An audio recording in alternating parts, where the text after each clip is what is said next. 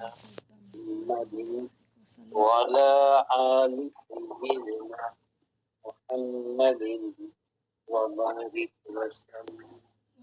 اللهم صل على سيدنا محمد وعلى آل سيدنا محمد وبارك وسلم. صل على سيدنا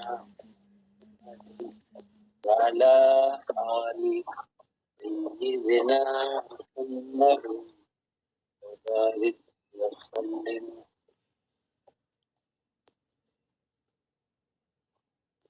یہ چلے واقعات نبوت اور آپ صلی اللہ علیہ وسلم ارشادات پر زبان صحابہ کرام رضوان اللہ علیہم اجمعین سماعت. وعن ابی الدرداء قال سئل رسول اللہ صلی اللہ علیہ وسلم ما حد العلم الذي اذا بلغه رجل كان فقيها. قال رسول الله صلى الله عليه وسلم من حفظ على أمتي 40 حديثا في أمر دينها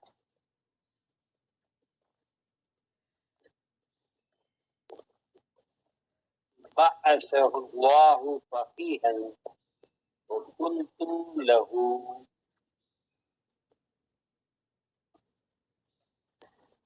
يوم القيامة شفيعا وشهيدا.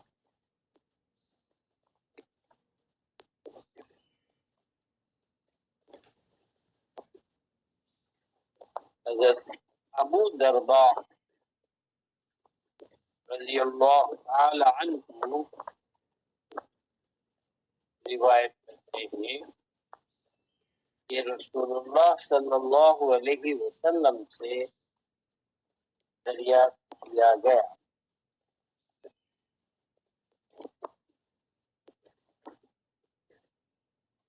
سوال کیا صحابہ نے آپ صلی اللہ علیہ وسلم سے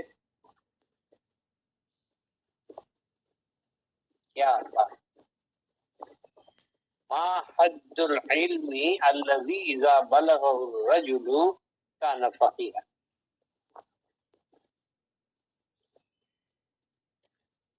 علم کی حد کون سی حد ہے اذا بلغه جس حد تک ایک بندہ علم حاصل کرے تو كان فقيها وہ فقیہ بن جائے.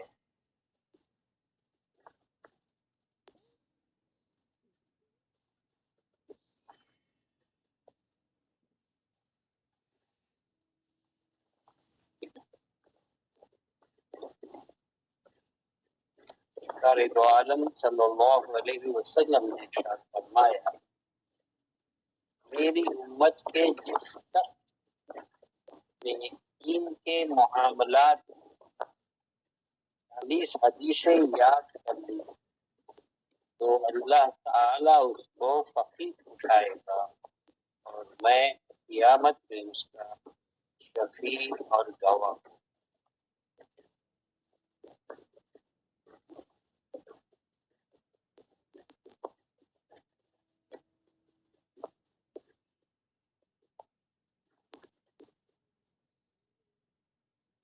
یہ بات جو امت کے لیے ضروری ہے اور جو امت قیامت آنے والی ہے ان کے لیے صحابہ کرام رضوان اللہ علیہم اجمعین نے مانیے کہ ہمارے انہوں نے اسی وقت آپ صلی اللہ علیہ وسلم سے وہ تمام باتیں معلوم کر لی. آج تک وہ ہم تک واسطہ پہنچ رہے. بات انہوں نے دریافت کی. شکریہ رسول اللہ، سوال کیے گئے آپ صلی اللہ علیہ وسلم، ما حد العلم، اتنا علم اگر ایک رجل حاصل کر لے، ایک مرد حاصل کر لے، ایک بندہ حاصل کر لے کہ جس حد تک وہ علم حاصل کرنے پہنچ جائے، بلغ الرجل کان فقیہ، ہم اس کو فقیہ، سمجھدار، علم دین جاننے والا یہ سمجھ. تو فقیہ کون ہوتا ہے؟ آپ نے بتائی ہے. اس میں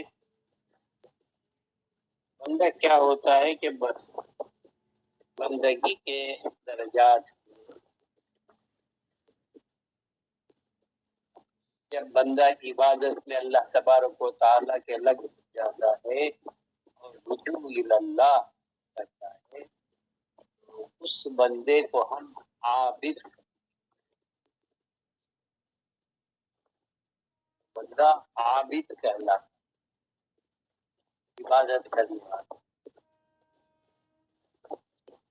اور جب زہد و تقوی اختیار کرتا ہے، پرہیزگاری اختیار کرتا ہے، تو ہم زاہد،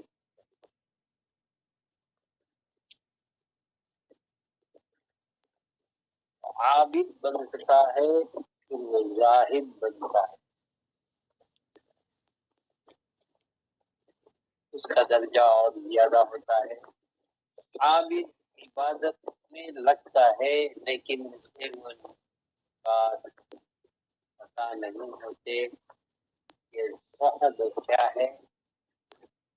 زاہد جب بنتا ہے تو اللہ کے اور سے جو پابندیاں کرتا ہے وہ زہد بچنا.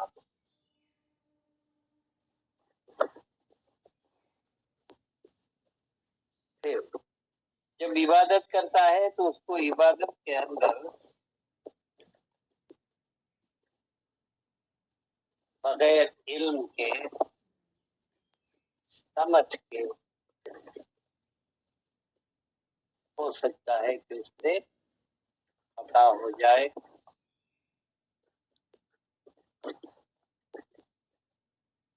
جو کچھ وہ کرتا ہے عبادت کے اندر کے لیے اس کو فہم ہونا چاہیے، سمجھ ہونا چاہیے.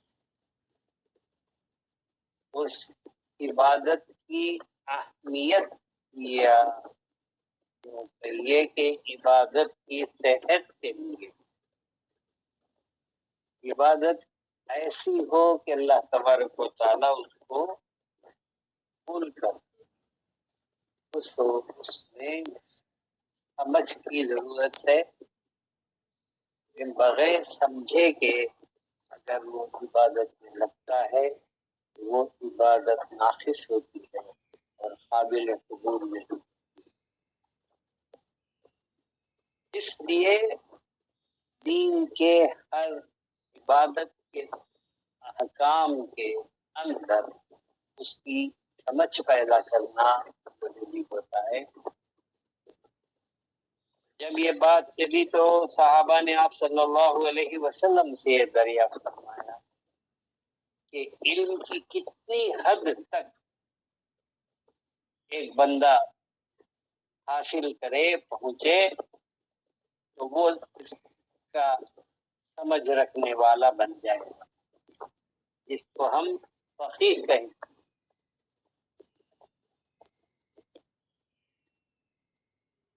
تو فقہ کی ضرورت ہوئی. فقہ دین کی سمجھ کو کہتے ہیں. دین کے معاملات میں جو سمجھ ہمیں ضروری ہے وہ سمجھ حاصل ہو جائے اس کو فقہ کہتے ہیں۔ اور فقہ آج ہمارے پاس اہل سنت والجماعت میں 4 اماموں کے جانب سے 4 فقہ چل رہے ہیں۔ آپ صلی اللہ علیہ وسلم کی ارشادات کو اور احکامات کو سمجھ کر کے اس کے اندر کے نکات کو اس طرح بیان کیا جائے کہ وہ عبادت میں نقص نہ رہے اور قابل قبول ہو جائے۔ آپ صلی اللہ علیہ وسلم کے ارشادات جن کو ہم احادیث کے نام سے جانتے ہیں،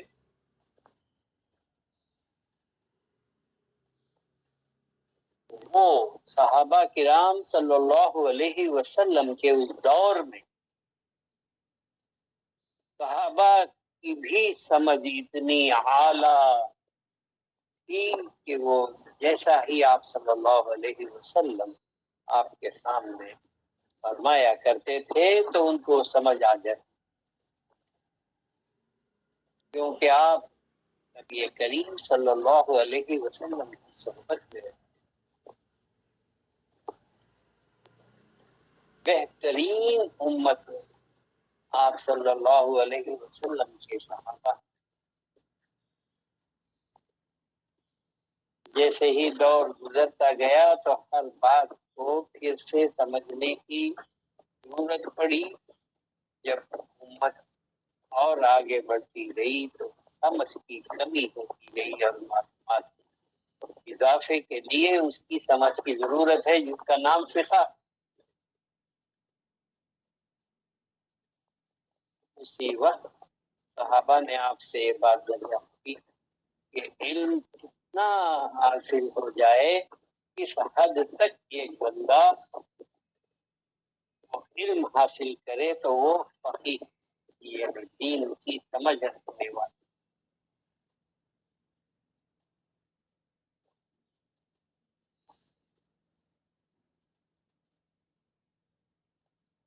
بہت سے ان پڑھ یا یہ نادان لوگ اس کے بعد بھی کتابوں میں خود سے احادیث اور اس کے ترجمے پڑھ لیتے تھے، اور آج بھی ایسے لوگ ہیں جو سمجھتے ہیں کہ ہمیں کسی استاد کی، کسی رہبر کی، کسی کی ضرورت نہیں، ہم کتابوں سے پڑھ لیں گے، کتابوں میں ترجمہ ہے، ہم ترجمے کو دیکھ کر اس کو پڑھ لیں گے۔ اس کے اندر جب ان کو نص قرآن اور نص حدیث یا علم نہ ہو، انہیں ان احادیث سے یا قرآن کی ان آیتوں سے فہم نہیں حاصل ہوتا بلکہ گمراہی حاصل ہوتا۔ میں جانتا ہوں ایک حدیث کے بارے میں جو گزرے زمانے میں جو لوگ بغیر علم کے تحت لفظی ترجمہ دیکھ کر احادیث کو سمجھنے لگے اور سمجھ گئے کہ ہم اس حدیث کو سمجھ گئے۔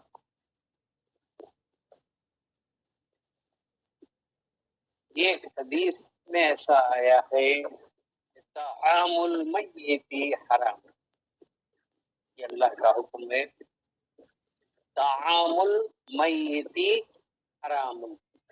اس کا ترجمہ اردو میں تحت لفظی اس طرح لکھا گیا کتابوں میں، طعام المیت، میت کا کھانا، ترکیب اضافی ہے، طعام المیتی کہنا ترکیب اضافی، میت کا کھانا، میت کا کھانا، طعام المیتی، یہ ترکیب اضافی ہے، اسے سیکھیں۔ حرام، حرام ہے، تو نیچے لفظ بلفظ اس کا ترجمہ لکھا ہوا ہے، طعام المیتی، میت کا کھانا حرام ہے۔ اس دور میں اور آج بھی ویسے لوگ موجود ہیں۔ اس کی جب انہیں حدیث کی عربی زبان کی انہیں کوئی علم نہیں، اور محاورات زبان کے جو ہیں اس کو سمجھ نہیں پائے، اور نہ وہ صحابہ کی صحبت میں رہے۔ طعام المیتی، میت کا کھانا حرام ہے۔ ان کی سمجھ میں آ گیا کہ میت کا کھانا حرام ہے، اس لیے جس گھر میں بھی میت ہو جاتی ہے اس گھر میں جا کر کھانا نہیں کھانا۔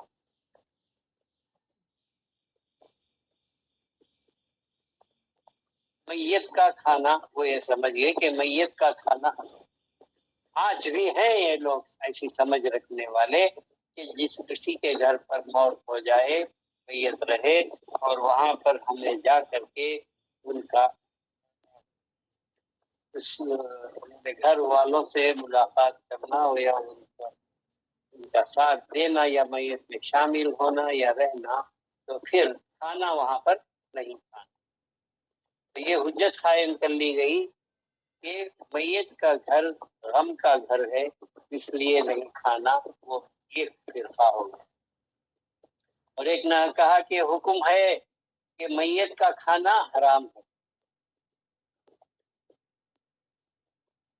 اس لیے ہم حرام ہے اس لیے ہم نہیں کھائیں گے۔ آنا اور وہاں پر سے ویسے ہی واپس چلے جانا، پانی یا کھانا وہاں اس کے اندر پر نہیں کھانا۔ کیا بات سمجھے؟ اسے میت کا کھانا عربی کے زبان کے قانون کے لحاظ سے طعام المیتی، کہ اللہ کا حکم ہے، حرم علیکم المیتۃ والدم ولحم الخنزیر وما اہل به لغیر اللہ۔ حرم علیکم المیتۃ، حرام کر دیا گیا تمہارے اوپر مردار، میتۃ کہ منے مردار، وہ جانور جو حلال ہے اور تم کھا سکتے ہو، جس کے کھانے کی اجازت ہے، ایسا جانور اگر مر جائے تو وہ میتہ ہے۔ اور طعام حرم علیکم المیتۃ، مردار کو یعنی مرے ہوئے جانور کو کھانا حرام ہے۔ اس لیے فرمایا صلی اللہ علیہ وسلم نے طعام المیتی، میت یعنی مردار کھانا۔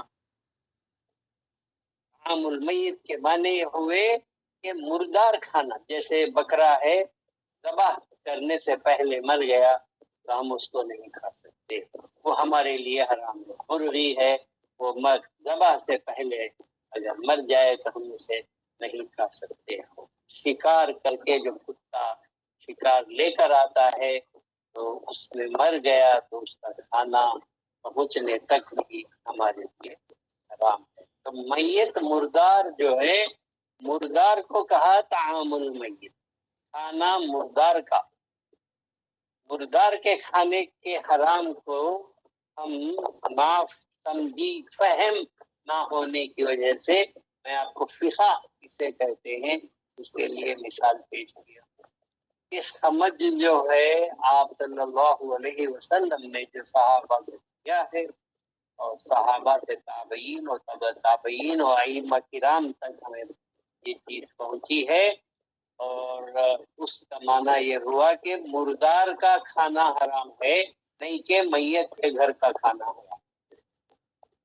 میت کے گھر کا کھانا کوئی حرام نہیں ہے، بلکہ مردار کا کھانا حرام ہے۔ اس طرح کئی احادیث ہیں، میں آپ کو بتا سکتا ہوں، جس کے سمجھ نہ ہونے کی وجہ سے ہم غلط فہمی میں مبتلا ہیں، اور یہ غلطی کو، اس سمجھ کو جو ہماری سمجھ میں نہیں ہے، تو ہم کہتے ہیں۔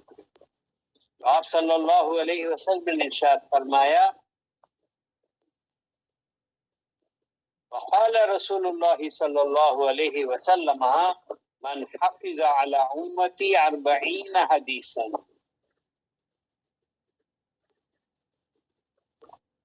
من حفظ على امتی 40 حدیثا امت میں سے جس نے بھی 40 حدیثوں کو حفظ کر لیا فی امری دینہا اس کے دین کے لیے جو حکم احکام ہے دین کے احکام کے اندر جو کوئی 40 باتوں کا حفظ کر لیا تو اس کے اندر آپ صلی اللہ علیہ وسلم نے جتنے فہم اور اس کی سمجھ آپ نے عطا فرمائی ہے وہ اگر حاصل کر لے گا تو کیا ہو فی امر دینہا فعص اللہ فقیہا مسائل کے اندر جو بھی احادیث آئے ہیں جس میں اس کے دین کے لیے ضروری ہے اس کا دین بندے کا پورا کرنے کی خاطر جتنے مسائل ہوں ان کے احکام جو احادیث میں آئے ہیں اگر ان کو وہ یاد کر لے حافظ اعلی امتی حفظ کر وہ کیا ہوگا فقیہ کے درجے میں آ جائے بعث اللہ فقیہا وكنت له يوم القیامة شافعا وشہیدا اور میں اس کے لیے قیامت کے دن شافی ہوں گا شفاعت کرنے والا ہوں گا اور اس کے لیے گواہ ہوں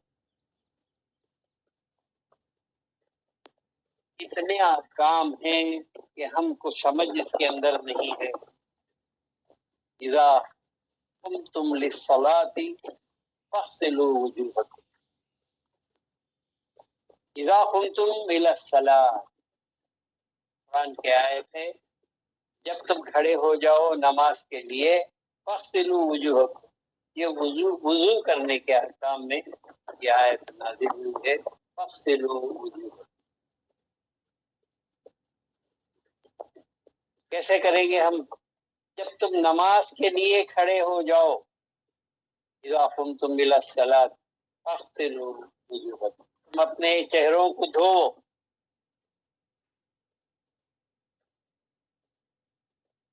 کیا ہم نماز کے لیے مصلی پر کھڑے ہو کر اپنے چہرے دھو سکتے ہیں قرآن اسی طرح بیان کرتا ہے کہ فاغسلوا وجوہکم یہاں پر ہدایت کی ضرورت ہے سمجھ کی ضرورت ہے آپ صلی اللہ علیہ وسلم نے یہ بتایا کہ جب تم وضو کے لیے نماز کیا تم ارادہ کر لو تو تمہیں وضو کی ضرورت ہے اور وضو جب کرنا ہے تو اللہ کا حکم ہے کہ تم اپنے چہروں کو دھو لیکن چہرے کو دھونے سے پہلے تمہارے ہاتھ گندے ہیں اور ان گندے ہاتھ سے تم اپنے چہرے کو دھو نہیں سکتے دھونا نہیں چاہیے تو پہلے ہاتھوں کو دھو تو یہ سنت نبی اور یہ حدیث میں آیا کہ پہلے تمہیں اپنے ہاتھوں کو دھو کر اس کے بعد اپنے چہرے کو دھو کر اللہ کے حکم کو پورا اللہ کے حکم کو پورا کرنے کے لیے پہلے سنت کو پورا کرنا ہوگا سنت یہ ہے کہ تم ہاتھوں کو پھر چہرے کے اندر جب فاغسلوا وجوہکم کہا تو تمہارے چہرے میں منہ داخل ہے تو منہ کے اندر اپنے کلی کر کے اپنی زبان کو اور اپنے منہ کو اللہ تک پاک کرو ہو کر اس طرح مثال کے طور پر میں آپ کو کہتا ہوں تو فقہ پوری طرح ہمیں پڑھنا اور سمجھنا چاہیے کہ بغیر سنت کو ادا کیے ہم فرض ادا نہیں کر سکتے فرض ادا کرنے کے لیے ہمیں سنت نبی صلی اللہ علیہ وسلم کو پورا کرنا ہوگا، اور پھر چل کر کے اللہ کے حکم کو پورا کریں گے۔ اس کے لیے ہمیں فقہ کی ضرورت ہے، اور فقہ جو ہوتا ہے وہ سمجھ ہوتی ہے اس حکم کو پورا کرنا، اور وہ احادیث میں آپ صلی اللہ علیہ وسلم نے صحابہ سے بیان کیا ہے، اور جس کو ائمہ کرام نے جمع کیا ہے، اور سب سے بڑے امام اعظم ابو حنیفہ رحمۃ اللہ علیہ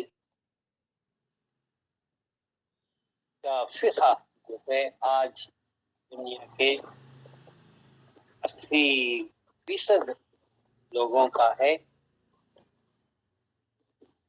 امام اعظم ابو حنیفہ رحمۃ اللہ علیہ کو کی جو ابتدا کرتے ہیں اس کو ہم مذہب کہتے ہیں۔ اس مذہب میں آپ امام اعظم ابو حنیفہ ہر مسئلے کے سمجھ اور فقہ دیے ہوئے ہیں۔ اسی طرح امام اعظم ابو حنیفہ کے بعد امام شافعی، امام مالک اور امام حنبل، یہ چاروں کے چاروں اماموں نے احادیث میں سے تمام احادیث کو ایک ایک مسئلے پر انہوں نے جمع کیا ہے، اور پھر اس کی سمجھ فقہ کے اندر ہم نے دیا ہے۔ تو ہر ایک امام کا جو طریقہ یا سمجھ ہے تو اس کو ہم مذہب کہیں گے۔ اسلام ہمارا دین ہے، اور اس دین تک پہنچنے کا راستہ جو ہے، چلنے کا طریقہ جو ہے، چلنے کی راہ جو ہے، اس کو مذہب کہتے ہیں۔ اور اسلام کے اندر چاروں مذہب ہیں، اور چاروں مذہب صحیح ہیں، کیونکہ چاروں اماموں نے تمام سرکار دو عالم صلی اللہ علیہ وسلم کی تمام سنتوں کو جمع کر لیا ہے، اور ہر مسئلے کے اندر دین کے انہوں نے ہمیں رہبری کی ہے اور سمجھ دی ہے۔ اس کا نام فقہ ہے۔ آپ چاہیں تو امام اعظم ابو حنیفہ کے مذہب پر چل سکتے ہیں، اور ان کی اقتداء میں تمام مسائل کا حل جان سکتے ہیں اور فالو کر۔ اسی طرح آپ امام اعظم ابو حنیفہ سے بڑھ کر کے یا کسی اور امام کے امام شافعی ہم کچھ سمجھ جاتا کرتے ہیں، وہ بھی سنتوں کے تابع ہمیں امام شافعی کو فالو کر سکتے ہیں، ان کی اقتداء کر سکتے ہیں، یا امام مالک یا امام حنبل۔ چاروں میں سے جس کی بھی ہم فقہ کو اقتداء کریں گے وہ اس کا مذہب کہلائے گا۔ مذہب کے اندر جو اختلافات آئیں گے وہ احادیث کے روح سے صحیح ہوں گے۔ الاختلاف من امتی رحمت، امت میں اختلاف ہونا رحمت کہلایا گیا۔ یہ اس لیے کہ صاحب صلی اللہ علیہ وسلم کی اداؤں کو، ہر ادا کو، ہر قول کو، ہر فعل کو چاروں اماموں نے اپنے فقہ میں جمع کیا ہے، اور کوئی بھی دوسری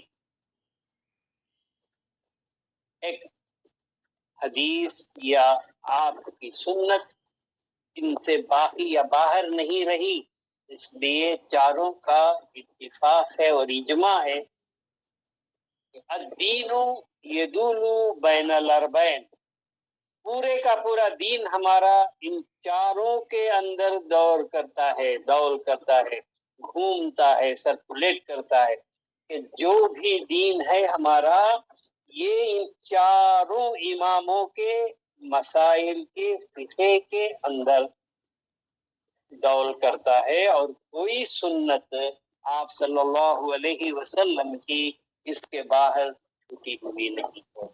تو ہم کسی بھی امام کی اقتداء کر سکتے ہیں، اور جب ہم اقتداء کریں گے تو ہم ان کا مذہب فالو کرنے کے برابر ہوگا۔ تو اس کو مذہب حنفی، مذہب شافعی، مذہب مالکی، مذہب ہمبلی کہیں گے۔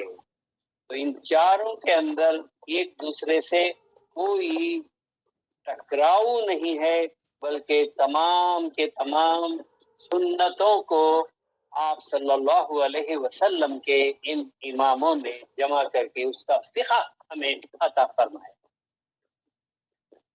اور جو کوئی، میں قانون آپ کو بتا دیتا ہوں کہ جو کوئی یہ کہے کہ ہم چاروں اماموں کو فالو نہیں کرتے، ہم ان کی اقتداء نہیں کرتے،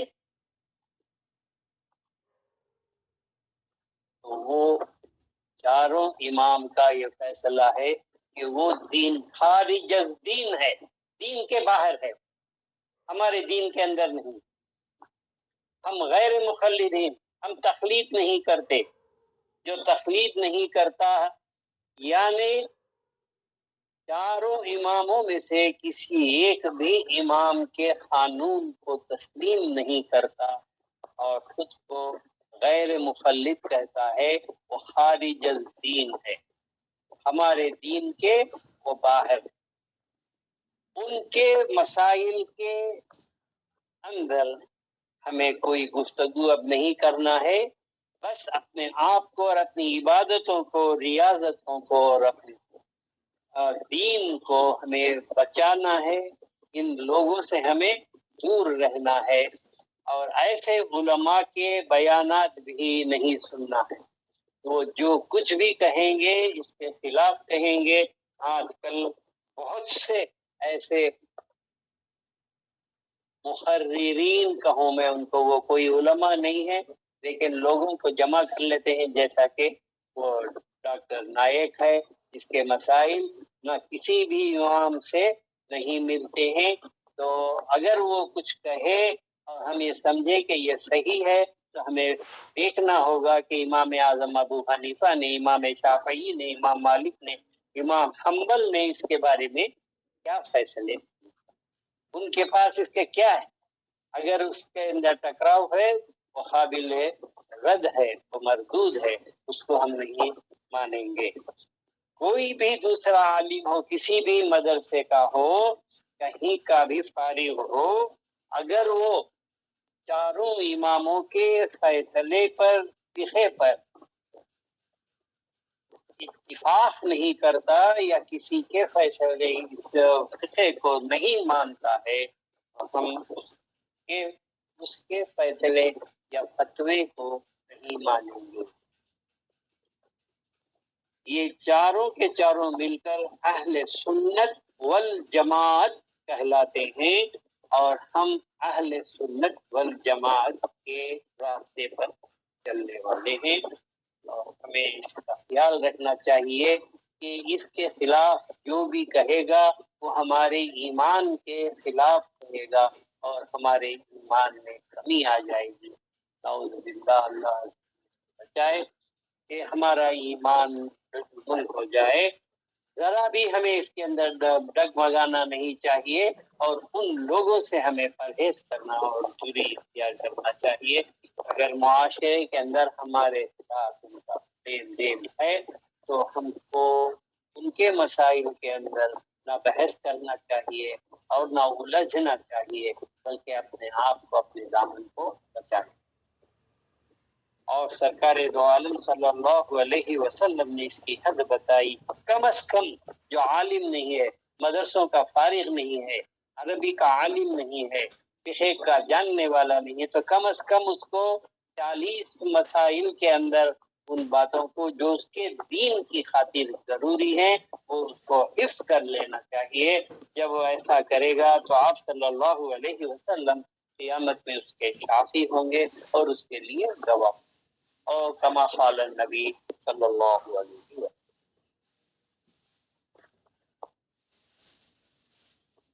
ان اللہ وملائکتہ یصلون علی النبی یا ایھا الذین آمنوا صلوا علیہ وسلموا تسلیما۔ اللهم صل علی سیدنا محمد وعلی آل سیدنا محمد وبارک وسلم۔ اللهم صل علی سیدنا محمد وعلی آل سیدنا محمد وبارک وسلم۔ اللهم صل علی سیدنا محمد وعلی آل سیدنا محمد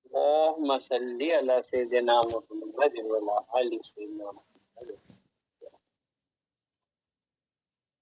الرحيم الحمد لله رب العالمين الرحمن الرحيم مالك يوم الدين إياك نعبد وإياك نستعين اهدنا الصراط المستقيم صراط الذين أنعمت عليهم غير المغضوب عليهم ولا الضالين.